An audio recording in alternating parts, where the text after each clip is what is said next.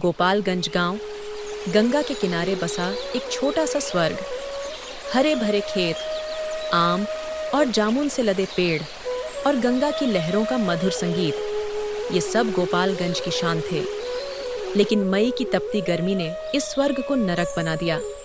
सूरज की किरणें तलवार सी चुभती और धरती तवे सी जल रही थी। सुबह का वक्त था। सूरज अब भी पूरी तरह से उगा भी नहीं था कि सुबह से ही हवा में गर्मी की चुभन साफ महसूस हो रही थी। रामू, एक मेहनती किसान, अपने खेत की ओर जा रहा था। उसका बेटा गोपाल पसीना पोंछते हुए पीछे पीछे चल रहा था। बाबूजी, आज तो सुबह से बहुत ज्यादा गर्मी है। गोपाल ने अपनी पानी की बोतल हिलाते हुए कहा। रामू ने माथे का पसीना पोंछा और हल्की हंसी के साथ जवाब दिया, हाँ बेटा, गर्मी हर साल आती है, लेकिन इस बार कुछ ज्यादा ही बेरहम लग रही है। देख, गंगा का पानी भी कम हो गया है। खेत पर पहुंचते ही मुरझाई हुई फसल देखकर रामू को बड़ा दुख हुआ, क्योंकि उसकी फसल, जो अभी कुछ दिन पहले हरी भरी थी, अब किनारों से पीली पड़ रही थी। खेत की मिट्टी भी सूखी और बंजर हो चुकी थी। वैसे ही पिछले साल बाढ़ ने आधा खेत बर्बाद कर दिया था और अब गर्मी भी उसकी बची खुची उम्मीदें छीन रही थी। गोपाल, जरा पानी देना बेटा। रामू ने धीमी आवाज में कहा, लेकिन उसकी आंखें खेत की हालत देखकर उदास थीं। जैसे तैसे खेत में काम करने के बाद पसीने से लथपथ दोनों अपने घर पहुंचते हैं। रामू ने लक्ष्मी को सारी बात बताई। उस वक्त वो रसोई में खाना बना रही थी। जब लक्ष्मी को खेत के बारे में पता चला तो उसे बहुत दुख हुआ। लक्ष्मी ने कहा, ये गर्मी तो अब जान लेने पर तुली है। कुएं का पानी भी नीचे चला गया है। सुबह घंटों इंतजार करना पड़ता है। रामू ने चुपचाप सिर हिलाया और उसकी बातें सुनता रहा, क्योंकि उसका मन बहुत भारी था। उसने भारी मन से कहा, लक्ष्मी, अगर फसल नहीं बची तो इस साल भूखों मरना पड़ेगा। 2 हफ्ते बीत गए। गर्मी अब बिल्कुल भी सहन नहीं हो रही थी, बल्कि यह एक भयानक सजा बन चुकी थी। दिन में तापमान 47 से 48 डिग्री तक पहुंच रहा था। लू के थपेड़ों ने गांव को अपनी चपेट में ले लिया था।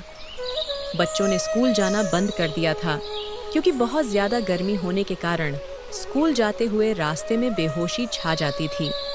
और गांव के बूढ़े बुजुर्ग बरगद के पेड़ के नीचे बैठकर पुराने दिनों को याद करते और कहते कि हमारे जमाने में गर्मी इतनी बेरहम नहीं थी। गांव के एक बुजुर्ग ने चेहरा पोंछते हुए कहा, कि हमारे समय में पेड़ थे, छांव थी, गंगा का पानी मीठा था। अब तो सब कुछ सूख रहा है। रामू का खेत अब पूरी तरह से बर्बाद हो चुका था। उसकी सारी मेहनत मिट्टी में मिल गई थी। वह गांव के मुखिया हरिया चाचा के पास गया। चाचा, अब तो कुछ करना ही पड़ेगा, क्योंकि मेरी सारी फसल खत्म हो गई।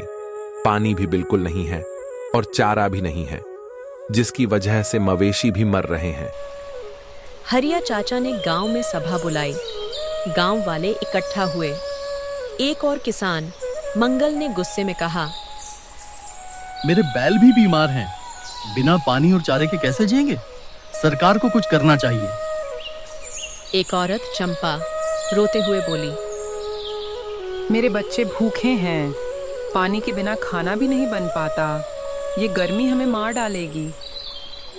हरिया चाचा ने किसी तरह से सबको शांत किया और कहा कि हम शहर से टैंकर मंगवाने की कोशिश करेंगे, सरकार से भी बात करेंगे, लेकिन हमें खुद भी कुछ करना होगा। रामू ने उदास मन से सोचा, शहर वाले अपनी जरूरतें पहले पूरी करेंगे, हम गांव वालों की कौन सुनेगा। गोपाल भी अपने बाबूजी को चिंता में और अपनी माँ के आंसू देखकर उसका मन भी बेचैन हो उठता। एक दिन स्कूल से लौटते वक्त वह बरगद के पेड़ के नीचे रुका। वहाँ कुछ बच्चे खेल रहे थे। तभी उसकी नज़र एक पुरानी किताब पर पड़ी, जो किसी ने पेड़ के नीचे छोड़ दी थी। किताब का नाम था प्रकृति को बचाने के तरीके। गोपाल ने किताब उठाई और घर ले आया। रात को लैंप की रोशनी में उसने किताब पढ़नी शुरू की। उसमें पानी बचाने, पेड़ लगाने और मिट्टी को उपजाऊ बनाने के तरीके लिखे थे। गोपाल ने सोचा और कुछ देर बाद उसके दिमाग में एक तरकीब आई कि अगर गांव वाले मिलकर कुछ करें तो शायद गर्मी का ये कहर कम हो सकता है। अगले दिन उसने अपने दोस्तों रिंकू और पिंटू को बुलाया। तीनों ने मिलकर योजना बनाई। हम गांव के हर घर में जाकर लोगों को बताएंगे कि पानी बचाना है, पेड़ लगाने हैं। रिंकू ने हंसते हुए कहा, गोपाल, तू तो बड़ा लीडर बनता जा रहा है, लेकिन ये काम आसान नहीं होगा। कोशिश तो करनी पड़ेगी। अगर हम चुप बैठे तो अगले साल और बुरा होगा। वह कहावत नहीं सुनी है तुमने कि काल करे सो आज कर, आज करे सो अब। पल में प्रलय होएगी, बहुरी करेगा कब। तो दोस्तों चलो काम पे लग जाते हैं। गोपाल ने अपनी माँ से बात की।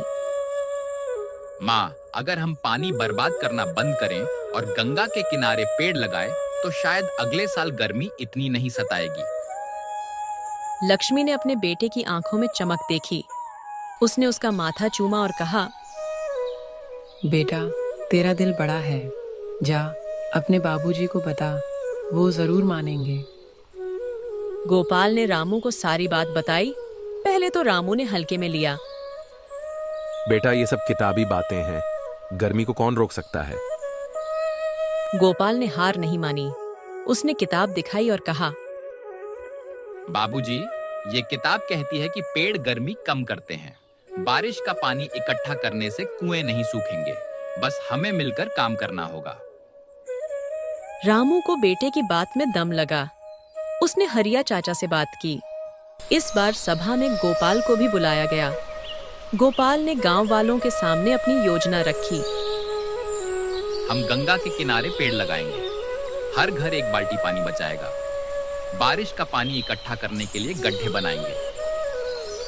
कुछ लोग हंसे, लेकिन दादाजी ने कहा, ये बच्चा सही कह रहा है।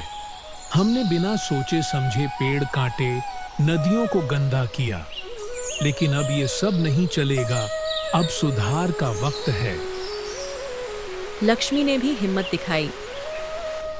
हम औरतें भी मदद करेंगी, पानी बचाएंगे, पौधों को सींचेंगे।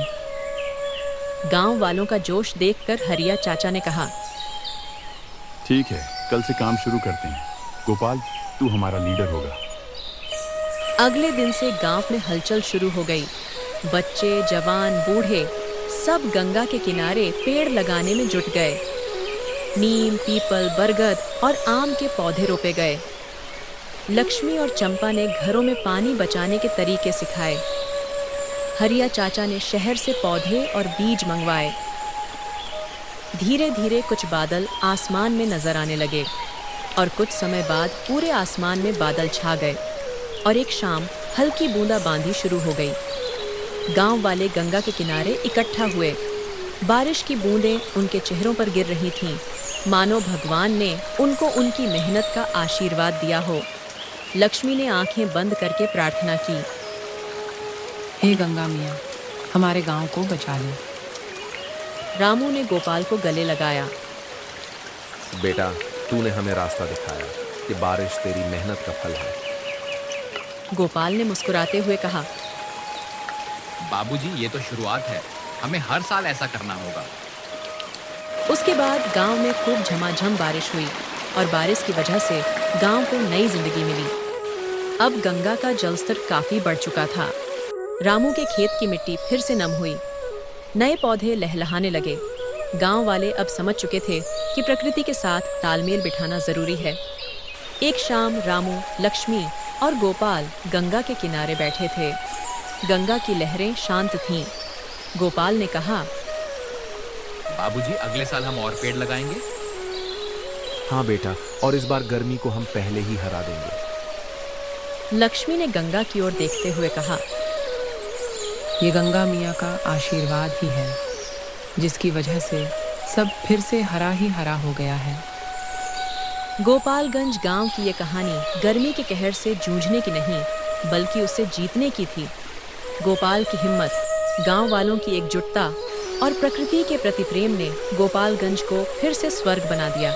गर्मी का कहर अब एक कहानी बन चुकी थी, एक ऐसी कहानी जो बताती थी कि अगर इरादे मजबूत हों और सब मिलकर काम करें तो कोई भी मुसीबत बड़ी नहीं होती। गोपालगंज गांव अब सिर्फ एक गांव नहीं था, बल्कि उम्मीद और मेहनत का प्रतीक बन चुका था। और अब गोपाल की किताब स्कूल में रखी गई थी ताकि हर बच्चा उससे सीखे।